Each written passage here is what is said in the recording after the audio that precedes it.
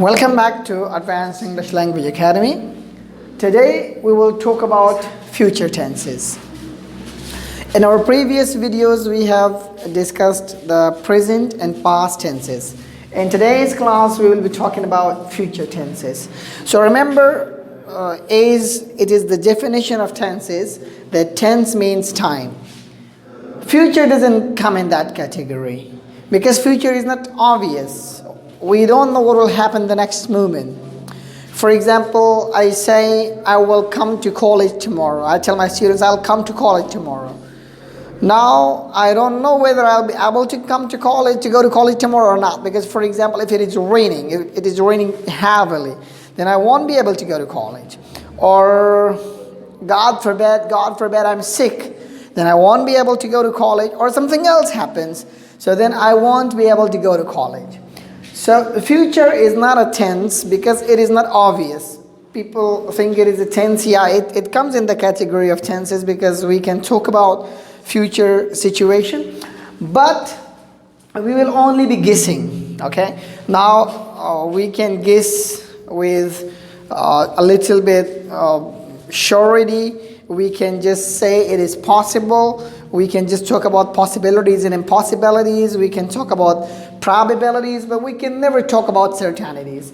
So in future tenses, there is no certainty. They are only our desires. Maybe we guess. Maybe we just think that will happen. We may be sure as well, but sometimes it has happened many times that you are sure, but the result is not as you think. So let's talk about future today. Today we'll talk about future simple and future progressive tense. First of all, let me tell you about the future simple. Future simple, as I told you, that it's not a tense. It's just guessing. So we just share our intentions. For example, what is my intention for tomorrow? What's my intention for the next year or next week, or maybe even after 2 minutes it's future. Just the time I'm speaking now is present, and after that future starts. And so let's talk about future simple tense. Again, I am saying I'm calling it a tense, but they are not tenses basically. They are only possible situations. So in future simple tense shows intentions. For example, I say the structure pattern is subject plus will plus V1. V1 means first form of verb. So I will go to school. That's only my intention. He won't come. He won't come.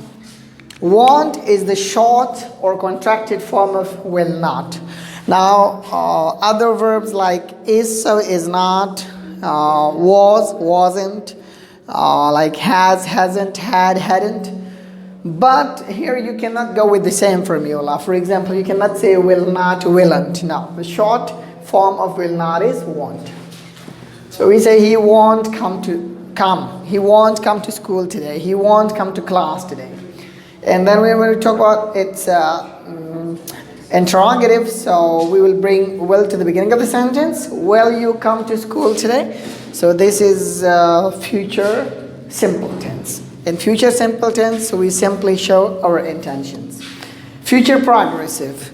Future progressive, we think that an activity will be in progress in the future time. Now we are not sure about that. Again, I am saying that, for example, I check the weather and I say it will be raining tomorrow. But I'm not sure about that because most of the times we check on Google, they predict rain, but when we get up early in the morning it is sunny. So again, I'm saying they're just our guessings and probable situation. For example, I say I will be going to school tomorrow. I will be going to school. Or he won't be coming. So you see, short form of will not is won't, and when we talk about its its interrogative, we ask someone questions. We will say, will you be coming to class? Remember, in Old English, with I and we used shall. But in the modern English, if you use will, it's not a problem, okay? It's not a problem. In the old English, there was a formula, or there was a rule that if you use will with I, so the sentence becomes a little emphatic. For example, I will go to school tomorrow. So it means that you are determined that rain or shine, you will not miss the class. If you use shall, so it is probable situation. But nowadays, will can be used with I also. And with we also, you can use shall. Now let's talk about, in Old English, they would say that he will go to school. So it was just a probable situation, or we can say possible situation. And if we use a little emphatic situation, so we would say he shall go to school. If we mean to emphasize the situation, so we would say he shall go to school. So he shall go to school was a little certain, then he will go to school. But nowadays, as I told you, that if we don't use shall in any situation, it's not a problem. We can use will, and will is correct and good replacement for shall. Thanks a lot. Stay tuned and keep watching.